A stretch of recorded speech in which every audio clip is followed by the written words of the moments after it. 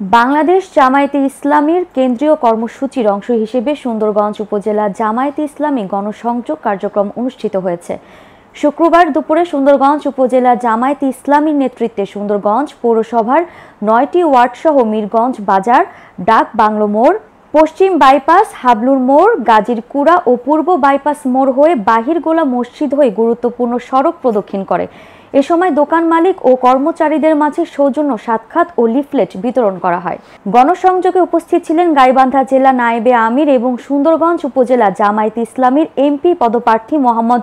মাজিদুর রহমান, উপজেলা জামায়াতের আমির অধ্যাপক শহীদুল ইসলাম মঞ্জু, সুন্দরগঞ্জ পৌর আমির মোহাম্মদ একরামুল হক, পৌর শ্রমিক কল্যাণ ফেডারেশনের সভাপতি মোহাম্মদ সোলাইমান সরকার সাজা, সাবেক পৌর মেয়র নুরুন্নবী প্রামাণিক সাজু, গাইবান্ধা জেলা ছাত্র শিবিরের স্কুল সম্পাদক মোহাম্মদ নুরাহি সাগর, ছাত্র শিবিরের সাবেক পৌর সভাপতি নোমান আবদুল্লাহ, পৌর জামায়াতের সহকারী সেক্রেটারি আব্দুল আল মামুন সজীব, যুব মানব কল্যাণ বিভাগের সভাপতি ডাক্তার জাহিদ এবং সেক্রেটারি এনামুল হক প্রমুখ।